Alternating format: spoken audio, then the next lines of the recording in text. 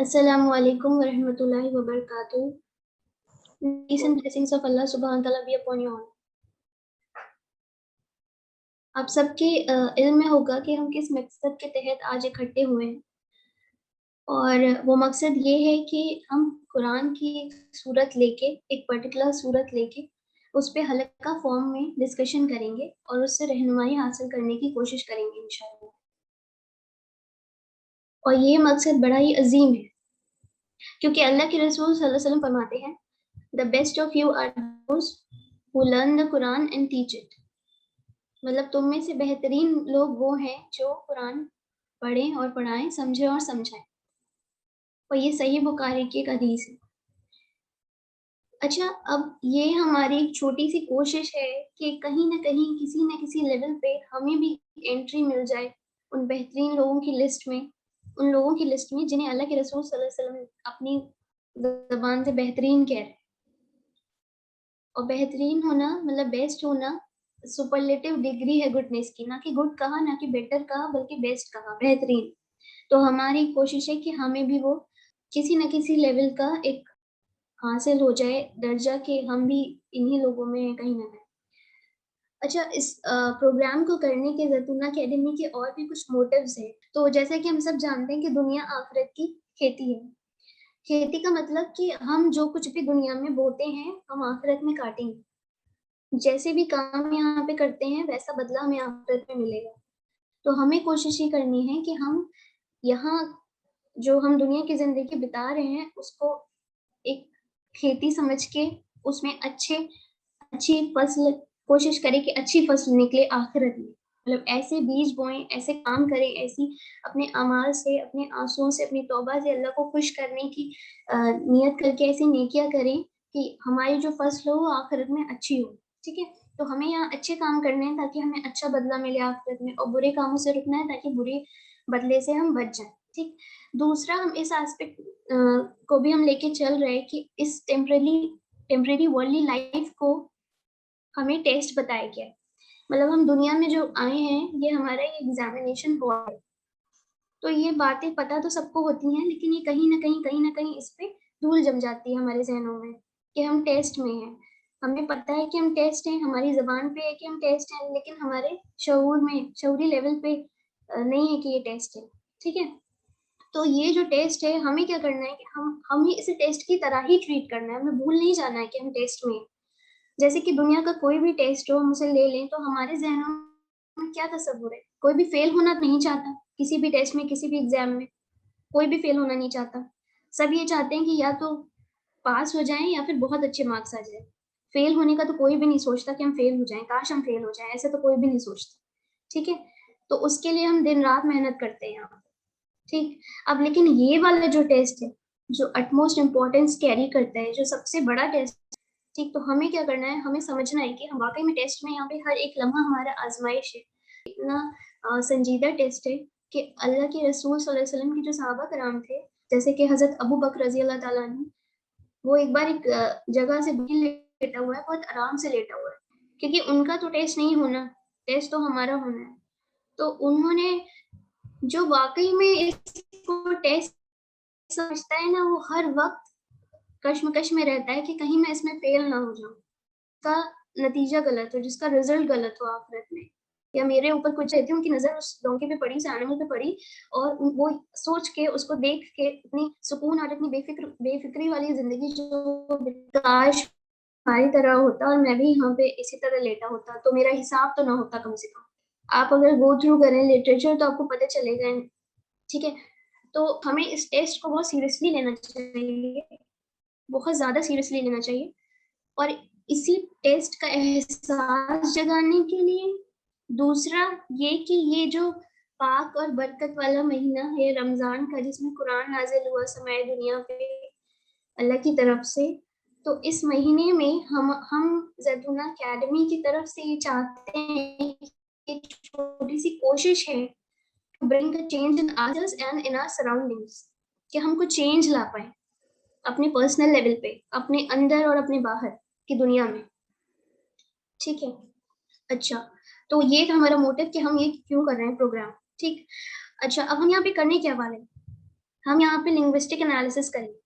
Linguistic analysis basically क्या होता है, सिस्टमैटिक स्टडी होती है, सिस्टमैटिक एनालिसिस होती है एक लैंग्वेज की ग्रामेटिकल फीचर्स की।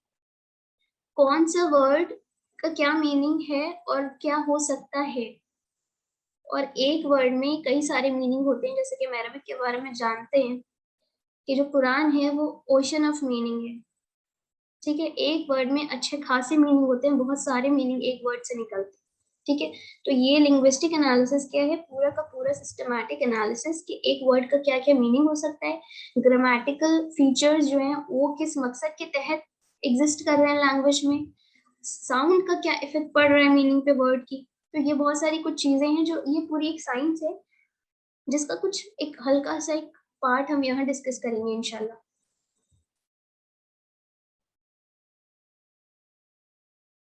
अब हमने यहाँ पे सूरह हुमज़ा पिक की है कुरान में से, और इसको इस सूरत को सिलेक्ट करने के पीछे भी एक रीजन है, और वो ये है कि इसमें जो दो बहुत बड़ी बुराइयों के बारे में बात हुई है वो वाइड रेंज में एग्जिस्ट करती है सोसाइटल लेवल पे, और लाशऊरी तौर पे एग्जिस्ट करती है। ठीक है, हमें लगता है कि हम इसमें मुब्तला नहीं है, लेकिन हम वही चीजें करके निकल जाते हैं most of the human beings, और हमें पता भी नहीं होता है कि हमने ऐसा कुछ करा। ठीक है, तो मकसद ये है कि अपने आप को बाखबर करना और चेक करना कि कहीं हमारे अंदर तो ये फैटल शॉर्टकमिंग्स तो नहीं है कहीं, जिसका कॉन्सिक्वेंस जैसा कि इस सूरत के सेकेंड हाफ में डिस्कस किया है, जिसका कॉन्सिक्वेंस बहुत खतरनाक है, तो कहीं हम उस तरफ तो नहीं जा रहे। हमारा जो इल्म है, हमारे जो अमाल हैं, वो हमें फलाह के रास्ते पे लेके जा भी रहे हैं या नहीं, या फिर हमें नाकामी के रास्ते पे ले जा रहे हैं। तो ये सूरत उठाने का ये मकसद है। तो हमने सूरह हमज़ा को सिलेक्ट किया है, जो कि 104th सूरत है कुरान की, और इसमें 9 वर्सेस हैं टोटल। अच्छा, अब इसमें जो बात हुई है सूरह हमज़ा में, वो ये हुई है कि जैसा कि प्री इस्लामिक अरब में लोग हुआ करते थे, ज्यादातर लोग हुआ करते थे, उनके अंदर वेल्थ को लेके बहुत ग्रीड था, वो बहुत रिच थे, लेकिन उसके बाद भी उन्हें ज्यादा से ज्यादा इकट्ठा करने का एक लालच था उनके अंदर। और आगे भी हम सूरत में देखेंगे कि उन लोगों को किस तरीके से पोर्ट्रे किया गया है। तो अभी मैं आपको सिर्फ जस्ट दे रही हूँ, जब वो मौका आएगा कि जब उनके फीचर्स बताए जाएंगे सूरत में, तब हम उस पर लाइट डालेंगे। अभी मैं फिर आपको एक जस्ट दे रही हूँ कि इस सूरत का जो रेवलेशन है वो किस दौरान हुआ है, और क्यों हुआ है, और किन लोगों के लिए हुआ है। ठीक है, बैकग्राउंड स्टोरी क्या है सूरत की बेसिकली। तो ये जो है, ये उन लोगों के लिए जो मक्कन पीरियड में जो अर्लीस्ट डेज रहे हैं, स्टार्टिंग का जो टाइम है मक्कन पीरियड ऑफ रेवलेशन का, उसमें ये नाजिल हुई है, रिवील हुई है। और ये ऐसे लोगों के लिए हुई है, जैसे कि मैंने बताया, प्री इस्लामिक एरब में जो पर्सनैलिटीज ऐसी थी जिनका कैरेक्टर बहुत अच्छा नहीं था, उनके अंदर ग्रीड फॉर वेल्थ था, ग्रीड फॉर पावर था, ग्रीड फॉर फेम था, नेम, सारी चीजें। ठीक है, दुनिया के लिए बेसिकली लालच है, दुनिया कमाने के लिए। तो ये उनके बारे में। ठीक, अब इसके बाद ये तो इसका फर्स्ट हाफ है, जहाँ पे इस सूरत में अल्लाह ताला ने कुरान के अंदर क्वालिटीज बताई हैं उनकी। दूसरा जो सेकंड हाफ है इसका, उसमें कॉन्सिक्वेंस बताया है कि अब ऐसे लोगों के साथ क्या होना चाहिए। ठीक है, तो वो इस तरीके से हाईलाइट किए गए हैं कुरान में ये दो एस्पेक्ट, कि वो इंसान कैसा है और उसका कॉन्सिक्वेंस क्या होना चाहिए, कि जो भी रीडर है या जो भी ऑडियंस है कुरान का, तो उसको आसानी से ये वो कंक्लूड कर सकता है कि हाँ, ऐसे इंसान के साथ ऐसा ही होना चाहिए। ठीक है, या फिर वो इजीली मेक आउट कर सकता है कि लॉजिक यही कहता है कि अगर कोई पर्सनालिटी ऐसी है और ऐसे ऐसे बीमारियों में मुब्तला है, ऐसे ऐसे काम कर रही है, तो उसका कॉन्सिक्वेंस जो बताया है कुरान में सूरत में, उसके अलावा कुछ और नहीं हो सकता, और उससे अच्छा कुछ और नहीं हो सकता, और उनके कामों का बदला इससे अच्छा कुछ नहीं हो सकता। ठीक, अच्छा, दूसरा इस सूरत के बारे में प्रोमिनेंट फीचर ये कि ये सूरत ये भी बताती है कि आखिरत की जिंदगी का होना बहुत जरूरी है। जैसे कि लोगों के सवाल में गुमान आता है कुछ लोगों के कि आखिरत की जिंदगी क्यों जरूरी। तो हम अभी अपना अपने टॉपिक से स्टिक होते हुए चलेंगे, और इस एस्पेक्ट से इस क्वेश्चन को डील करते हुए चलेंगे कि इस सूरत के अकॉर्डिंग आखिरत की जिंदगी का होना क्यों जरूरी है। देखिए, हर गुनाह की सजा, हर गलती की सजा दुनिया में मिल जाए पूरी की पूरी, ये मुमकिन नहीं। जैसे कि जो लोग इस बीमारी में मुब्तला होते हैं, जैसे कि किसी को ताना मार दिया या किसी की गिबत कर दी बैठे बैठे पीछे, या किसी सामने भी ताना मार दिया, पीछे भी गिबत कर दी, ठीक है, या किसी के मुंह पे ऐसा फेशियल एक्सप्रेशन दे दिया कि उसका दिल दुख गया, या फिर आदत ही है हर वक्त कुछ ना कुछ बोलने की कि किसी का दिल दुख रहा है, सब दूर भाग रहे हैं, ठीक है, कोई बीमार ही पड़ जा रहा है, इतना बोल रहे हैं उल्टा सीधा, ठीक है। तो ये कुछ ऐसी चीजें हैं कि ये दुनिया वाले आपको फिर कटघरे में लाके कभी खड़ा नहीं करेंगे कि आपने ऐसा क्यों कह दिया, और ना इसका आपको कोई बदला मिलने वाला है यहाँ पे, है ना। दूसरा ये कि अगर किसी के जहन में ये है कि मुझे ज्यादा से ज्यादा कमाना है, तो अगर हम ज्यादा से ज्यादा कमा रहे हैं तो हम एक तरीके और उसको होल्ड करके बैठे हुए हैं। सोसाइटी में ऐसे भी लोग होते हैं जो कमा रहे हैं, एक्यूमुलेट कर रहे हैं, फालतू पड़ा हुआ है पैसा, फालतू पड़ी है प्रॉपर्टी, सड़क पे लोग रुक बैठे हुए हैं, उनके पास घर नहीं है और घर खाली पड़े हुए हैं।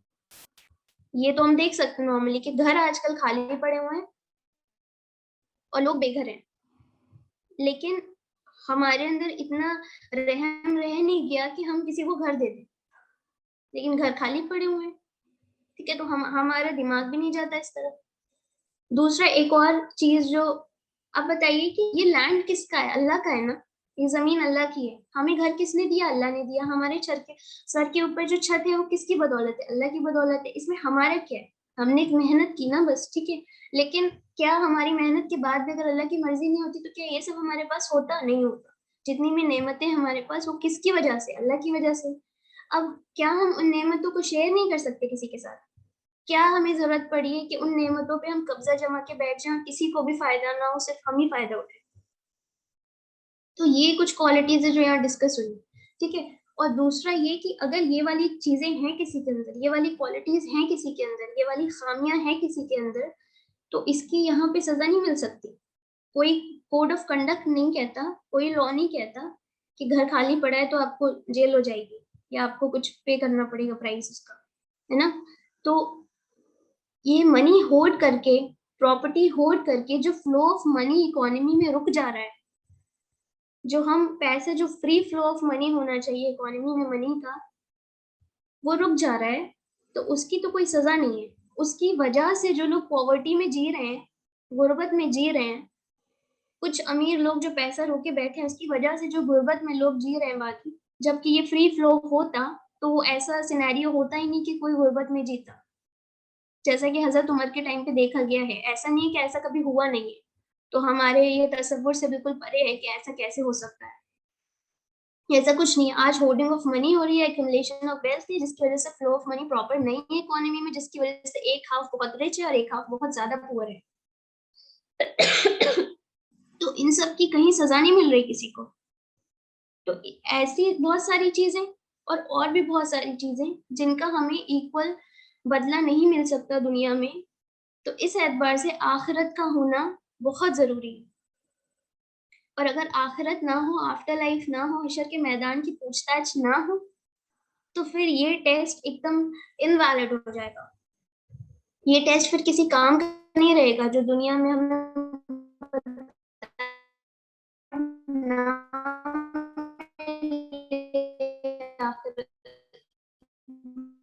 या एक वक्त,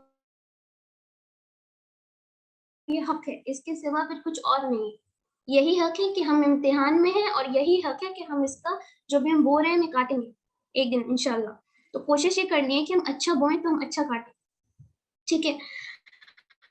अच्छा, अब यहाँ पे हमारे जो इस सूरत को सिलेक्ट करने के बाद हम ऐसा करते हैं कि एक बार इसका क्विक रेसिटेशन देख लेते हैं, उसके बाद हम इंशाल्लाह कनेक्शन पे बात करेंगे। कनेक्शन किस चीज का?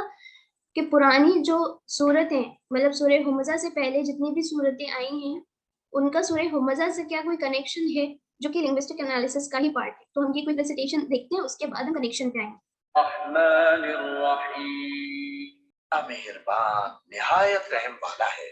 वैलुल लिकुल्लि हुमज़तिन लुमज़ह الذي جمع مالا وعدده يحسب أن ماله أخلده كلا لينبذن في الحطمة وما أدراك ما الحطمة नारुल्लाहिल मुक़द्दा अल्लती तत्तलिउ अलल अफ़इदा इन्नहा अलैहिम मुक़सदा फ़ी अमदिन मुमद्ददा।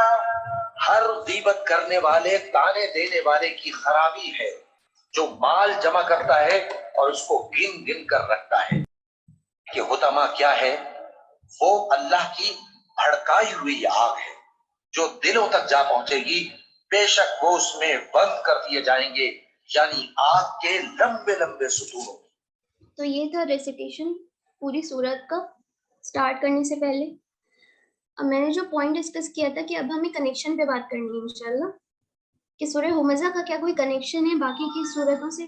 तो आप देखेंगे कि 99 सूरत जो है सूरह अल-ज़िलज़ाल से लेके सूरह हुमज़ा जो कि 104th सूरत है कुरान में, इन सारी सूरतों में हमें ये नजर आता है कि कितने स्ट्रॉन्ग वे में इनकलकेट किया गया है आखिरत का तसव्वुर न्यूली रिवर्ट्स जो थे अल्लाह के रसूल सल्लल्लाहु अलैहि वसल्लम के टाइम पे उनके जहनों में। जैसे कि सूरह 99 में अल-ज़िलज़ाल में जो बात हुई है वो ये है कि मरने के बाद एक आखिरत की जिंदगी है और इंसान जो भी कुछ इस दुनिया में करके गया है वहां पे उसे उसका बदला मिलेगा। ठीक है, सूरह ज़िलज़ाल में क्या बात हो रही है कि आखिरत की जिंदगी है मौत के बाद, और जो कुछ भी इंसान इस दुनिया में करके गया है उसका बदला उसे आखिरत में मिलेगा, उससे क्वेश्चन होगा। फिर हम आते हैं अपनी नेक्स्ट सूरह पे जो कि 100 सूरत है और उसका नाम है अल-आदियात, जिसमें ये बात हो रही है कि इंसान जब इस क्वेश्चनिंग से जो होने वाली है, इस रिकनिंग से जो कि पूछताछ होने वाली है आखिरत की जिंदगी में, जब इस रिकनिंग से, इस क्वेश्चनिंग से गाफिल हो जाता है, हीडलेस हो जाता है, जब उसे याद नहीं रहता कि मैं टेस्ट में हूँ और मुझसे पूछा जाएगा मैं जो भी कुछ कर रहा हूँ, यहाँ तक कि मैंने अगर किसी को देख के मुंह भी बनाया है या फिर मैंने बिना बात किसी से मुंह बना रखा है या फिर मैंने किसी को कुछ मैं बोल के गुजर गया, मुझे एहसास ही नहीं मैंने क्या बोल दिया, उसको हर्ट हो गया, बिना सोचे समझे मैंने बोल दिया, ठीक है।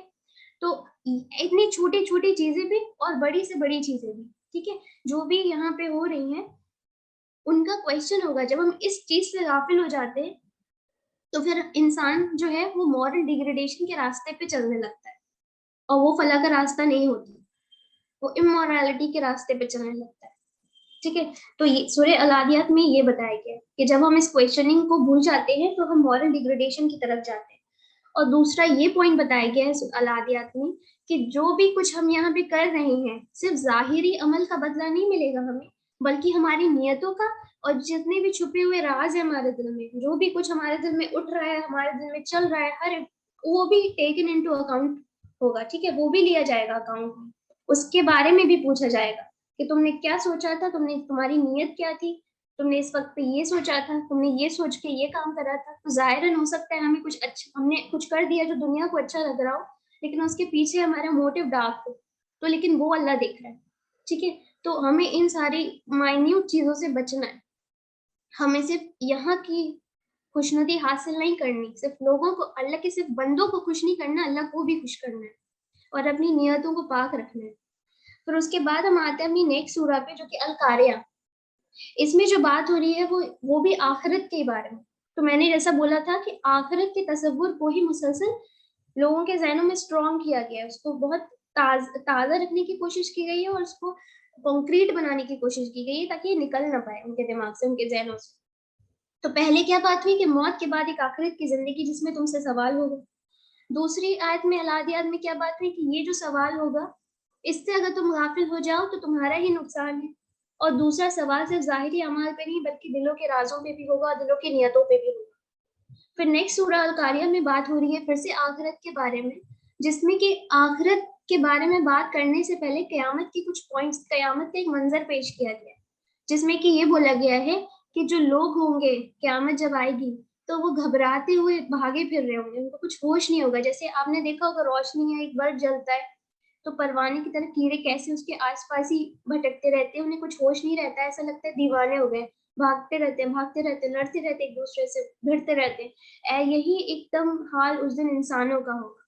जिस चीज से हम गफलत में हम ऐसे जी रहे जैसे कि कुछ होने ही वाला नहीं है, ज्यादातर लोग हमारी सोसाइटी में, हमारा ज्यादातर यही हाल है कि हम ऐसे जी रहे हैं कि हमें होश ही नहीं है कि ऐसा कुछ भी होने वाला है, इतनी बड़ी कैटेस्ट्रॉफी होने वाली है। तो इंसान को उस दिन यह हाल होगा कि भाग रहा होगा सब कुछ छोड़ के, अपनी कार छोड़ के भाग रहा होगा, अपना घर छोड़ के भाग रहा होगा, अपना बच्चे छोड़ के भाग रहा होगा, अपने शौहर को छोड़ के भाग रहा होगा, अपनी हर पसंदीदा चीज छोड़ के भाग रहा होगा, बस भाग रहा होगा घबराहट में कि ये क्या हो गया।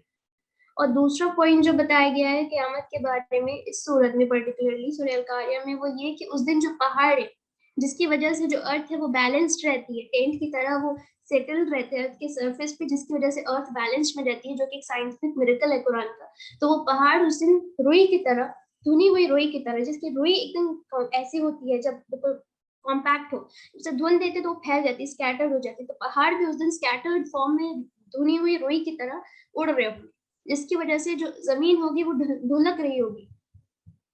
तो ये कयामत का मंजर पेश करके फिर आखिरत के बारे में फिर ये बताया गया कि अब ये जो तुमसे पूछताछ होगी, ये किस बेसिस पे होगी? कि इस बेसिस पे होगी कि कौन कितने ज्यादा अच्छे अमल कर रहे हैं, किसके अच्छे अमाल ज्यादा है, किसकी गुड डीड ज्यादा है और हैवी है बैड डीड से, और किसकी बैड डीड ज्यादा है और हैवी है गुड डीड से। इस बेसिस पे ये क्वेश्चनिंग होगी कि किसने ज्यादा अच्छे अमाल किए और किसने ज्यादा बुरे अमाल किए। जिसने ज्यादा अच्छे अमाल किए, जाहिर सी बात है उसका रास्ता जन्नत की तरफ जाएगा, और जिसने बुरे अमाल किए उसका रास्ता जाहिरन जहन्नम की तरफ। लेकिन अल्लाह के रसूल सल्लल्लाहु अलैहि वसल्लम का फरमान है, मफहूम है कि जन्नत में अल्लाह के रहम की बिना पे ही कोई एंटर कर सकता है, उसके रहम की बिना कोई जन्नत में एंटर नहीं कर सकता। मतलब अपने अमाल, मैंने बहुत अच्छे अमाल कर लिए, मान के वो इंसान उसने बहुत अच्छे अमाल कर लिया, वो सोचा कि मैं तो जन्नती मिलनी, तो अच्छे अमाल के अच्छे जन्नती मिलनी। लेकिन कभी भी हमें अपने अमाल पे तकब्बुर या अपने अमाल पे क्रेडिबिलिटी नहीं होनी चाहिए।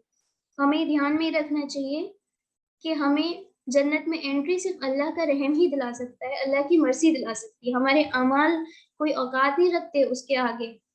ठीक है, तो जब अल्लाह के रसूल सल्लल्लाहु अलैहि वसल्लम ने ये बात बोली, तो किसी ने उनसे पूछा कि या रसूलल्लाह सल्लल्लाहु अलैहि वसल्लम आप भी? तो उन्होंने कहा हाँ मैं भी। मतलब कि अगर जन्नत में किसी को एंट्री मिलेगी तो वो किस बेसिस पे मिलेगी? अल्लाह के रहम के बेसिस पे।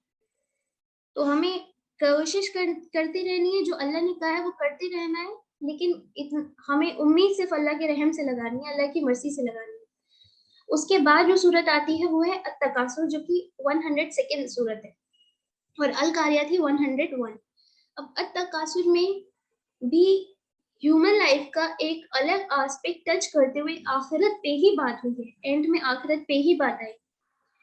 वो यह एस्पेक्ट है कि इसमें उन लोगों के बारे में बात हुई है जो दुनिया की जिंदगी को एक आइडल बना के, बुत बना के, उसकी परस्तिश में, उसकी वर्शिप में लगे रहते हैं, जिंदगी भर दुनिया कमाने में लगे रहते हैं, तो उनका कॉन्सिक्वेंस क्या होगा?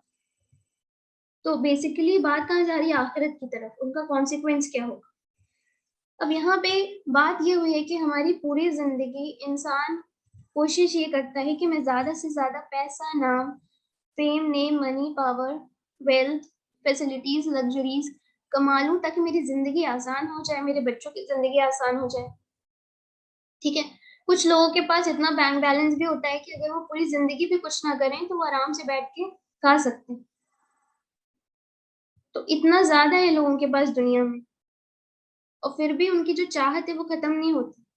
इंसानों की जो चाहत है ज्यादा से ज्यादा, ज्यादा से ज्यादा, ज्यादा से ज्यादा, ये जरूरी नहीं है कि हर लेवल पे सेम हो हर इंसान की जिंदगी में। हर इसके जो लेवल्स हैं वो अलग अलग हो सकते हैं, डिपेंडिंग अपॉन कि इंसान कैसा है। लेकिन ये कहीं ना कहीं एग्जिस्ट जरूर करती है हर किसी के अंदर। किसी को पैसे की ख्वाहिश है, किसी को मोहब्बत की ख्वाहिश है, किसी को रिश्तों की ख्वाहिश है, किसी को नाम की ख्वाहिश है, किसी को तारीफ की ख्वाहिश है, किसी को किसी चीज की ख्वाहिश है, लेकिन ख्वाहिश हर किसी को है। और इब्ने आदम, ये कॉल है कि इब्ने आदम की जो चाहत है वो कोई चीज पूरी नहीं कर सकती सिवाय कि कब्र की मिट्टी की। अगर उसको एक सोने का पहाड़ दे दिया जाएगा वो तो दूसरे सोने के पहाड़ की चाहत करने लगेगा। तो हमारी चाहत कभी खत्म नहीं होती। लेकिन हमें क्या करना है, जैसे कि हजरत उमर फरमाते हैं रजी अल्लाह ताला अन्हु कि हमें मरने से पहले अपना हिसाब किताब लेना है। हमें वेट नहीं करना कि हम मरेंगे तब हमारा हिसाब किताब होगा। हमें जीते जी अपने आप को अकाउंटेबल ठहराना है अपने सामने। हमें जीते जी अपने आप को कटघरे में खड़ा करना है। हमें जीते जी अपने अमाल पे नजर रखनी है। हमें जीते जी अब जो भी कुछ हम सोच रहे हैं उस पर नजर रखनी है। हमें जीते जी अपना जज खुद बनना है, दूसरों का जज नहीं बनना। जैसे कि आजकल हम दूसरों के लिए जज बने रहते हैं, वो अल्लाह बनेगा, हम नहीं है दूसरों के लिए जज। हमें अपने लिए जज बनना है, हमने अपने ऊपर नजर रखनी है। हमें ऐसा बनना है कि हम गलती से भी अगर किसी को कुछ बोलें तो फौरन हमें अपनी कमी याद आ जाए। तो सूरह तकासुर में जब बात हो रही है कि इंसान की जो चाहत है ज्यादा से ज्यादा कमाने की, और उसके अंदर जो लालच है कि मुझे ज्यादा से ज्यादा चाहिए, उसको जिंदगी भर ऑक्यूपाइड रखती है, जिंदगी भर बिजी रखती है। उसको होश नहीं रहता कि मेरा एक टाइम भी आएगा जब मैं दुनिया से चला जाऊंगा ये सब कुछ छोड़ के। वो ज्यादा से ज्यादा बस कमाता रहता है, उसी की फिक्र में मुब्तला रहता है। और ये ज्यादा से ज्यादा कमाने की जो ख्वाहिश है, उसको जो हायर गोल्स है उसके, जो मीनिंगफुल पर्पस है लाइफ का, उससे गाफिल रखती है। हत्ता कि वो अपनी मौत से आग मिलता है, उसकी मौत उसे आ लेती है और वो कब्र में पहुंच जाता है। तब उसकी आंखें खुलती हैं और उसको रियलिटी दिखती है, रियलिटी से आमना सामना होता है उसका। तब उसे एहसास होता है कि मैंने अपनी जिंदगी कहाँ गंवा दी। जहां मैंने वक्त लगाया वो मेरे काम नहीं आ रहा, और जहां मैंने नहीं लगाया, जिस चीज को मैं भूले बैठा था, आज मुझसे उस चीज के बारे में पूछताछ हो रही। तो ये अत्तकासुर का जो अत्तकासुर में जो बात हुई है और आखिरत का जो नक्शा खींचा गया है, उसके बाद में ये कुछ पॉइंट्स थे। अब अल-हाकुम अत्तकासुर में अल-हाकुम जो वर्ड यूज हुआ है, उसका मतलब होता है कि वो जो अल-हाकुम वर्ड है, उसका मतलब तो मैं बाद में बताऊंगी। अल-हाकुम पहले तो लघु वर्ड से आए, जिसका मतलब ये है कि बेकार और फिजूल के काम, यूजलेस काम, जिनका कोई हायर पर्पस नहीं है, बल्कि जिनकी वजह से हम अपने हायर पर्पस से इग्नोरेंट हो जाते हैं, इग्नोरेंस में पड़ जाते हैं, भूल जाते हैं अपने हायर पर्पस को इन कामों में पड़ के। और ये बहुत सारे काम हो सकते हैं। ज्यादा देर के लिए फोन चलाना भी हो सकता है, जो कि 1 घंटे तक जिसका टाइम रीच हो जाता है, वो 5 मिनट का 5 मिनट के लिए आया होता है हाथ में, लेकिन 1 और 2 घंटे के लिए रहता है।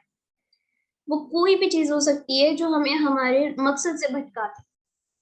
ठीक है, इसमें सारी चीजें, कोई भी चीजें आप कुछ भी तसव्वुर कर ले, बैठ के सिर्फ बातें ही करना, बिना बात की बातें शुरू हो जाना, लेडीज में खासकर, या फिर ऐसे पर्सुएट्स जो हमने अपनी लाइफ में बना रखे हैं, किटी पार्टी या कुछ भी, या फिर खाना बनाने का इतना ऑब्सेशन होना, खाना बनाने का इतना ज्यादा शौक होना कि बस रोज नई डिश बननी है और दिन में 4 बार बननी है, और बच भी रही है तो भी बननी है, क्योंकि एक ऑब्सेशन है, क्योंकि एक शौक है जो निकाला जा रहा है। ठीक है, तो हमें ये अपने आप को परखना चाहिए कि हमारे जो पर्सपेक्ट्स हमने लाइफ में चूज कर रखे हैं, सेलेक्ट कर रखे हैं, वो वाकई में वैलिड हैं भी या नहीं। वो हमारी जो आखिरत की जिंदगी, बेसिकली हमको ये देखना है, उस पैरामीटर पे देखना है कि जो काम हम कर रहे हैं वो मीनिंगफुल है या नहीं, वो हमें मीनिंगफुल रिजल्ट फेच करेगा या नहीं। तो हमारा कंसर्न ये होना चाहिए। तो अल-हाकुम कहाँ से आया? लह वर्ड से आया है, जिसका मतलब वो सारे बेकार काम जो हमें हायर पर्पस ऑफ लाइफ से, हायर गोल्स जो है हमारे, उनसे हमें इग्नोरेंस में डाले रहता है, जिससे हम इग्नोरेंट रहते हैं। ठीक है, उसके बाद जो तकासुर वर्ड यूज हुआ है, वो तकासुर वर्ड का मतलब होता है ज्यादा से ज्यादा करना, इंटेंसिटी होना, कसरत से करना। ठीक है, तो इस तकासुर वर्ड के अंदर 3 मीनिंग्स आते हैं। पहला ये कि ज्यादा से ज्यादा पहले तो इकट्ठा करना। दूसरा, फिर जब ज्यादा से ज्यादा हो जाए एक इंसान के पास, तो फिर वो दूसरे से compete करे, कंपटीशन में मुब्तला हो जाए कि मुझे दूसरों से ज्यादा इकट्ठा करना है। और थर्ड पॉइंट ये कि फिर जब दूसरों से ज्यादा इकट्ठा हो जाए तो उस पर फिर प्राउड फील करना। तो ये तीनों के तीनों मीनिंग्स तकासुर की डेफिनेशन में आते हैं। उसके बाद अभी जो हमने जो डिस्कशन किया कि हम ज्यादा से ज्यादा, अब अल-हाकुम को तकासुर को कनेक्ट करिए जरा, तो ये क्या है? Greed for more and more ही है ना। ऐसी चीज के लिए हम मेहनत कर रहे हैं, ऐसी चीज में हम इंटेंसिटी के साथ लगे हुए हैं जिसका कोई एक तो कुछ हासिल नहीं, वो एक दुनियावी शौक है, दुनियावी जरूरत को हम, मतलब दुनियावी असबाब के, हमें जीने के लिए थोड़ा बहुत खाने की और थोड़ा बहुत पैसे की सिर्फ असबाब की जरूरत है, जिससे हमने अपनी जिंदगी का मकसद बना लिया। मकसद कुछ और था, असबाब को हमने मकसद बना लिया। तो ये जो ग्रीड फॉर मोर एंड मोर है, ये जो ज्यादा कमाने की जो चाहत है इंसान के अंदर, और जब वो चाहता है तो वो कमा भी रहा है और कमा लेता है और इसे सक्सेस समझता है, तो ये सक्सेस नहीं, ये सक्सेस बिल्कुल भी नहीं, और इसका ऑपोजिट फेलियर नहीं है। और अगर ये हमारी सक्सेस की डेफिनेशन है कि हमारे पास सारी चीजें जो कि दुनिया में अच्छी खासी ऐश और आराम वाली जिंदगी जीने के लिए जरूरत है, अगर हमारे पास वो है, तो हम सक्सेसफुल हैं, और अगर नहीं है तो हम फेलियर हैं। तो ये रॉन्ग है। और अगर ये है हमारी डेफिनेशन, तो हमें अपनी डेफिनेशन को रिविजिट करने की ज़रूरत है, क्योंकि कुरान इसके बरक्स बताता है। अब वो क्या बताता है वो हम नेक्स्ट सूरत में डील करेंगे, लेकिन यहाँ पे एक एग्जाम्पल मैं डिस्कस करना चाहूँगी कि हज़रत इब्राहीम अलैहिस्सलाम, आप सब जानते हैं उनके बारे में। उनकी बात सोसाइटी में किसी ने सुनी? नहीं सुनी। उन्हें घर से निकाल दिया गया, निकाल दिया गया। उनके अपने बाप ने कहा मैं तुम्हें संसार कर दूँगा, स्टोन टू डेथ कर दूँगा, पनिशमेंट दूँगा ये वाली। उनके बाप ने भी उन्हें नहीं समझा, उनकी सोसाइटी ने नहीं समझा। नमरूद ने उन्हें आग में फिकवा दिया। टोटल सब कुछ उनके साथ गलत हुआ, इतना गलत हुआ कि उन्हें सिटी छोड़नी पड़ गई अपनी, और हिजरत करनी पड़ गई। क्योंकि नबियों के साथ ये मामला होता है कि जब उनकी कौम उन्हें मारने पे उतारू हो जाए तो हुक्म आ जाता है कि वो हिजरत करें, जैसा कि अल्लाह के रसूल सल्लल्लाहु अलैहि वसल्लम के साथ भी हुआ। ठीक है, तो उन्हें हिजरत करनी पड़ गई, तो उन्हें वहाँ तो किसी तरह की ज़ाहिरन दुनियावी नज़र से देखे तो कोई कामयाबी हासिल नहीं हुई। लेकिन कुरान उन्हें कहता है कि वो कामयाब है। और फ़िरौन दूसरी तरफ, जिसके पास पैसा सबसे ज़्यादा, शोहरत सबसे ज़्यादा, खुदा होने का दावा वो करता है, जिस पे चाहे ज़ुल्म वो कर सकता है। हर चीज़ उसके पास सबसे ज़्यादा और सबसे पीक पे और सबसे अच्छे फ़ॉर्म में। लेकिन फिर भी उसको कुरान कहता है कि वो नाकाम है, वो फेलियर है बहुत बड़ा। तो हमें यहाँ पे ये देखने की ज़रूरत है, अभी फ़िलहाल सक्सेस और फेलियर की डेफ़िनेशन में ना जाते हुए, यहाँ से जो पॉइंट हमें निकालना है वो ये है कि हमें ये देखना है कि हमें किसका सपोर्ट चाहिए। जैसे कि सूरह तकासुर में इंसान किसको आइडल बना रहा है, दुनिया की ज़िंदगी को आइडल बना रहा है और उसकी वर्शिप कर रहा है।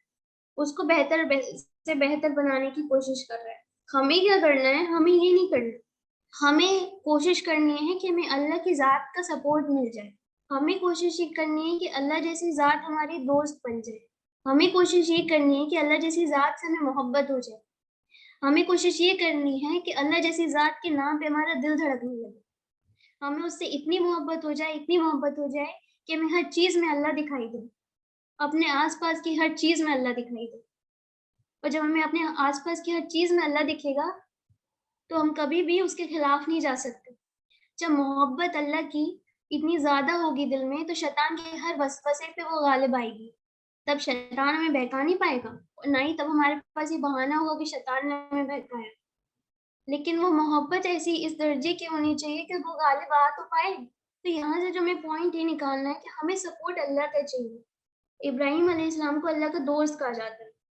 मुझे नहीं लगता कि इससे बड़ी कोई कामयाबी की बात है। अल्लाह का वली होने से ज़्यादा कामयाबी की कोई बात नहीं, और ना होनी चाहिए इंसानों के लिए, और ख़ासकर मुसलमानों के लिए। हमारी कामयाबी सिर्फ़ अल्लाह को खुश करने में और अल्लाह की रज़ा में है। जो हम अपनी कामयाबी और अपनी खुशियाँ दुनिया की चीज़ों में ढूँढते रहते हैं, वो हमें वहाँ कभी नहीं मिलेंगी, हम भागते रहेंगे उनके पीछे, और ना ही कभी वो हमें सैटिस्फ़ाई कर पाएँगे। लेकिन ये एक मोहब्बत ऐसी है कि अगर ये मिल जाती है, तो हमें दुनिया की किसी मोहब्बत की ज़रूरत नहीं रहती, हम किसी चीज़ के मोहताज नहीं रहते, हम किसी चाहत के मोहताज नहीं रहते। क्योंकि ये गालिब है दुनिया की हर चीज़ पे, दुनिया के हर अचीवमेंट पे। ये मौजज़ा ज़्यादा बड़ा है कि आग जिसकी सिफ़ात नहीं है ठंडा होना, वो अल्लाह के हुक्म से इब्राहीम अलैहिस्सलाम के लिए ठंडी पड़ गई। ये मौजज़ा दुनिया की हर कामयाबी से बड़ा है कि मूसा अलैहिस्सलाम की लाठी के पटकने पे समुद्र में ओशन था, जो सी थी, वो 2 हिस्सों में बँटी। और ऐसे कई मौजज़े सहाबा कराम के साथ भी हुए, अल्लाह के रसूल सल्लल्लाहु अलैहि वसल्लम के साथ भी हुए, और हर ऐसे इंसान के साथ हुए हैं और होते हैं जो अल्लाह से बेहद मोहब्बत करता है, शदीद मोहब्बत करता है। उसके लिए अल्लाह से ज़्यादा कुछ नहीं होता, कोई भी नहीं होता। हमें उस मकाम पे पहुँचना है। हमें कोई मकाम नहीं चाहिए दुनिया का, हमें ये मकाम चाहिए कि हम अल्लाह से मोहब्बत करने वाले बन जाएँ, अल्लाह के दोस्त बन जाएँ। और जब हम आखिरत में कदम रखें, आखिरत की ज़िंदगी में, तो अल्लाह खुश होके हमारा वेलकम करे। सबसे बड़ी कामयाबी ये है। सबसे बड़ी कामयाबी ये है कि अल्लाह हमें देख के खुश हो। अल्लाह के रसूल सल्लल्लाहु अलैहि वसल्लम हमें देख के खुश हो। हम मुँह छुपा के भागते ना फिरें उनसे कि हम क्या करके आए हैं। तो दर्स सुनना, दर्स देना, ये बहुत हो रहा है आजकल, लेकिन चेंज नहीं नज़र आता हमें। तो जिसकी एक कोशिश हम इस रमज़ान में इस प्रोग्राम के थ्रू कर रहे हैं। उसके बाद जब हम तकासुर में हमने डिस्कस कर लिया कि इंसान जो है वो चाहत में मुब्तला रहता है, यहाँ तक कि उसकी मौत आ जाए और वो कब्र तक पहुँच जाता है, उसे होश नहीं रहता कि उसे क्या करने वो आया था, उसने कहाँ ज़िंदगी गँवा दी।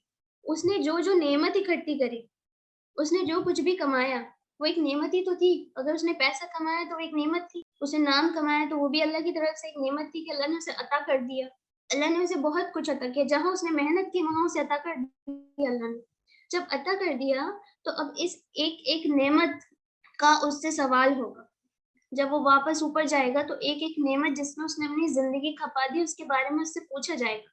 एक-एक कमाई कि उसने कहाँ से कमाया, कितना कमाया, कहाँ लगाया और किस तरीके से लगाया और किस तरीके से कमाया। एक-एक चीज़ के बारे में उससे सवाल होगा। तो हमें चाहिए कि हम अपनी ज़िंदगी के दायरे थोड़े कम करें जो हमने फैला रखे हैं। अपनी आखिरत को ध्यान में रखते हुए, जितना ज़रूरी है हम उतना वो रास्ता इख्तियार करें, जितना हमें ज़िंदा रहने के लिए ज़रूरी है। वो ना करें जो खामख़ा ऊपर पूछताछ का सबब बनेगा। हमें एक-एक अगर हमारे पास एक्स्ट्रा अब ये ख़ैर वेरी करता है, दोनों चीज़ें हैं इस्लाम में कि आपके पास है तो आप खर्च कर सकते हैं, लेकिन फिर भी हमें वैलिड वैलिड और जस्टिफाएबल तरीके से एक्सपेंस करना चाहिए। हज़रत जाबिर बिन अब्दुल्लाह रज़ियल्लाहु ताला अन्हु से रिवायत है कि अल्लाह के रसूल सल्लल्लाहु अलैहि वसल्लम एक बार उनके घर गए, घर तशरीफ़ लाए। वहाँ उन्होंने अल्लाह के रसूल सल्लल्लाहु अलैहि वसल्लम को ठंडा पानी और कुछ ताज़ा खजूरें खिलाईं, जिस पे कि अल्लाह के रसूल सल्लल्लाहु अलैहि वसल्लम ने ये फरमाया कि ये जो 2 चीज़ें तुमने मुझे खिलाई ये ऐसी नेमतें हैं जिनका तुमसे सवाल होगा। तो वो तो सिर्फ़ कुछ खजूर और ठंडा पानी था। हमारी ज़िंदगी में जो नेमतें हैं हमारे पास, वो इनसे कई लाख ज़्यादा हैं, लई कई करोड़ ज़्यादा हैं। तो हमें थोड़ा अपनी आखिरत के बारे में ज़्यादा सोचना चाहिए। अब इसके बाद जो सूरत आती है वो सूरह अल-अस्र है, जो कि 103rd सूरत है कुरान की और इसमें इंसान की फलाह का रास्ता और इंसान की नाकामी का रास्ता बताया गया है। अब जो कि पिछली सूरत है अत-तकासुर जिसमें कि ये सवाल उठा था कि ये कामयाबी नहीं है, ज़्यादा से ज़्यादा कमा लेना, इकट्ठा कर लेना ये कामयाबी नहीं है। तो कामयाबी है क्या? वो अल्लाह ताला ने कुरान में सूरह अल-अस्र में बता दिया कि कामयाबी क्या है और नाकामी क्या है। सूरह अस्र के बारे में इमाम शाफ़ी रहमतुल्लाह अलैह कहते हैं कि अगर इंसान सिर्फ़ इस छोटी-सी सूरत पे गौर व फ़िक्र कर ले, रिफ्लेक्ट कर ले, तो उसकी फलाह के लिए ये काफ़ी है। उसको गाइड करने के लिए ये काफ़ी है। और सहाबा किराम का ये मामला था इस सूरत के बारे में कि जब भी वो इकट्ठे होते थे, तो उनमें से 2 लोग कभी नहीं बिछड़ते थे इससे पहले कि वो सूरह अस्र एक-दूसरे को ना सुनाएँ। अब इसमें ज़माने की कसम खाई गई है। ज़माने की कसम से मुराद यहाँ पे ये है कि ज़माना गवाह है। टाइम जो है वो विटनेस है इस बात का। अब वो क्या बात है कि इंसान खसारे में है। कैसा इंसान?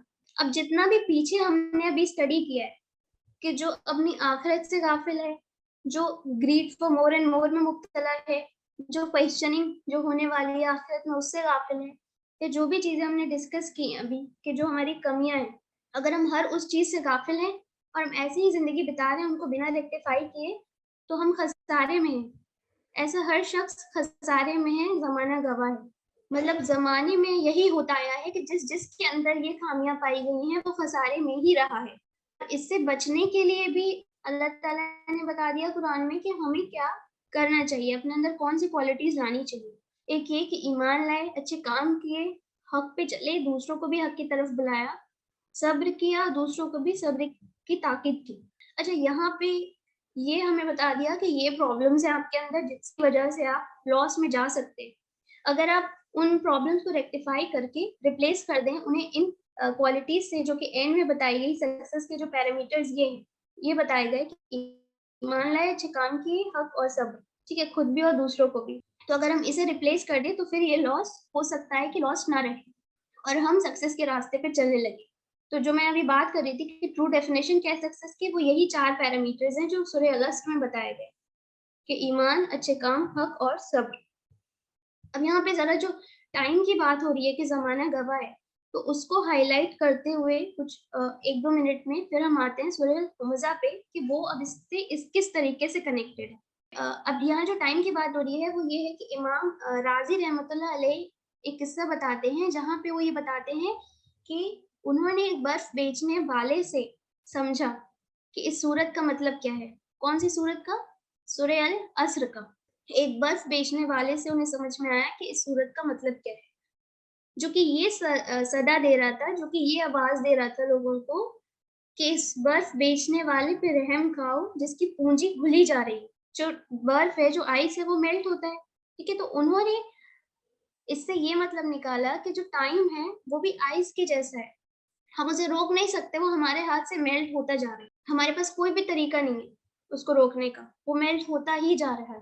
दूसरा ये कि जो हमारा टाइम है वो स्टोरेज ऑफ डीड्स है, जो कुछ भी हम कर रहे हैं, मान लीजिए फॉर एग्जाम्पल हमारे पास एक दिन है जीने के लिए और उस एक दिन का सवाल होगा फॉर एग्जाम्पल, तो एक दिन में 24 घंटे होते हैं, 24 आवर्स होते हैं, तो 24 आवर्स में जो हमने किया उसी का तो सवाल होगा।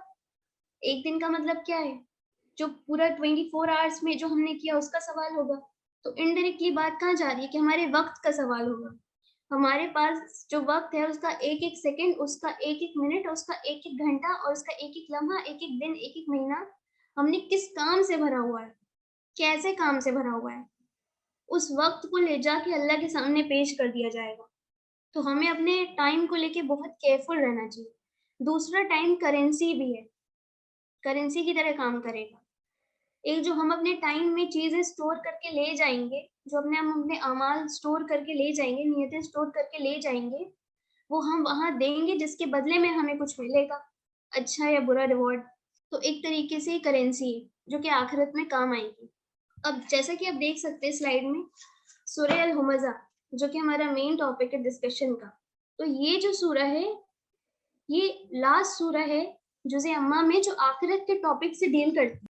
पहले मैं इसके बारे में बता दूँ कि ये लास्ट सूरत है जो जुज़े अम्मा में आखिरत के टॉपिक से डील करती है और ये कह लें कि कुरान में जो पूरा सीक्वेंस है सूरतों का, उसमें ये आखिरी सूरत है जो आखिरत के टॉपिक से डील करती है। बहुत सारी सूरत आपको मिलेंगी जो कि आखिरत के सब्जेक्ट के बारे में बात कर रही हैं, लेकिन इसमें जिस तरीके से आखिरत की बात हुई है, आखिरत का तसव्वुर पेश किया है कुरान में, वो ऐसा लगता है उसको गो थ्रू करें कि जैसे कि वो आखिरत के कांसेप्ट को कंक्लूड कर रही है। तो ये 2 पॉइंट हैं कि सूरह हुमज़ा जो है वो पहले तो आखिरत को डील कर रही है, डील करती हुई लास्ट सूरत है जुज़े अम्मा में या कुरान के सीक्वेंस में, और दूसरा वो इस तरीके से आखिरत के कांसेप्ट को डील कर रही है जिससे कि ये लगता है कि वो कंक्लूड कर रही है आखिरत के टॉपिक को। सूरह हुमज़ा में अब क्या बताया गया है, इसमें किस तरीके से आखिरत को पॉइंट आउट किया है या हाइलाइट किया है, या उनके ज़हन या हमारे ज़हनों में या उनके ज़हनों में न्यूली रिवर्स। हालाँकि कुरान हम सबके लिए ना आखिरत क़यामत तक के लिए, तो ये हमारे लिए भी, हमारे ज़हनों में भी आखिरत के कांसेप्ट को कॉन्क्रेटाइज़ करने का ये अनब्रेकेबल फ्लो है जो हमें कुरान में मिलता है। जैसे कि बात हुई थी सूरह अल-अस्र में कि इंसान खसारे में है, तो उसी को एक्सटेंड करते हुए सूरह अल-हुमज़ा में ये बात हो रही है कि ये जो खसारा है, अगर हमने वो एक्सेप्शनल क्वालिटीज़ जो सक्सेस के पैरामीटर्स हैं, अगर उसको हमने फुलफिल नहीं किया और हम अपनी उसी ज़िंदगी में जीते रहे, जो कि कमियाँ गिनाई गई हैं इन सारी सूरतों में, तो ये खसारा सबसे बदतरीन खसारा हो सकता है, सबसे वर्स्ट लॉस हो सकता है। क्यों हो सकता है? क्योंकि इसमें जो हेल फायर का डिस्क्रिप्शन है, वो बहुत ही एक्सट्रीम लेवल पे जाके कुरान ने प्रेज़ेंट किया है। और वो ये वर्ड डिपिक्ट करता है कि इसमें हेल फायर के लिए नारुल्लाह वर्ड यूज़ हुआ है, जिसका मतलब है अल्लाह की जलाई हुई आग। और ये एक ऐसा डिस्ट्रक्शन इसमें प्रेज़ेंट किया है, जो बियॉन्ड इमेजिनेशन है, बियॉन्ड इमेजिनेशन है। और ये जो सूरत है, it is the strongest of all the सूरह जो टेरराइज़ और वार्न करने के लिए इंसान को यूज़ हुई है। ये अल्लाह ताला ने नाज़िल की। तो ये जो लास्ट सूरह है, अभी हमने क्या करा? अभी हमने विदिन द सूरह नहीं एनालाइज़ किया, अभी हमने देखा कि सूरत का कोई वाक़ई सूरत से कनेक्शन है या नहीं, तो वो हमें मिला कि कितना ज़्यादा अनब्रेकेबल फ्लो है सारी ही सूरतों में 99 से लेके 104 तक, जिसमें कि सिर्फ़ और सिर्फ़ ज़्यादातर आखिरत के तसव्वुर पे ही बात हुई है और आखिरत को ही हाइलाइट किया गया है। अब नेक्स्ट टाइम जो हम डिस्कस करेंगे, वो विदिन द सूरह एंटर करेंगे और एक-एक आयत को उठा के, उसके एक-एक वर्ड को उठा के उसका लिंग्विस्टिक एनालिसिस करेंगे इंशाल्लाह। तो उम्मीद करती हूँ कि आप लोगों को क्लियर हो गया होगा जो भी कुछ हमने डिस्कस किया है यहाँ पे इतनी देर में, और अल्लाह ताला हमें बोलने और सुनने से ज़्यादा अमल करने की तौफ़ीक अता